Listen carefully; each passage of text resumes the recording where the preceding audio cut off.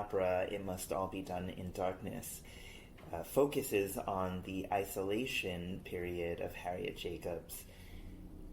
After living with this horrible master who sexually abused her, Harriet Jacobs couldn't really take this situation anymore, and she decided to take matters into her own hands. So she escapes in the middle of the night, and she first ends up in a swamp where she got bit by a snake, and then she ends up staying with some other friends and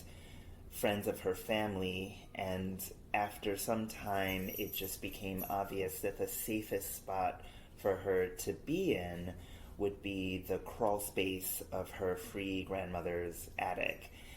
I'm sure she didn't anticipate being there for 7 years, but she was there for 7 years in this tiny space, doing all sorts of incredible things to survive, and also manipulating this horrible master of hers before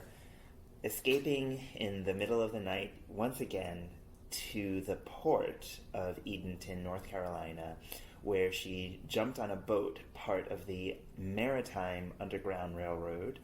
a part of the Underground Railroad that I had never heard of before doing research into Harriet Jacobs. And she escapes north, landing in Philadelphia, I believe, before making her way to New York and eventually Cambridge, Massachusetts, where she meets William Lloyd Garrison, writes for The Liberator, and does all sorts of incredible stuff in her life.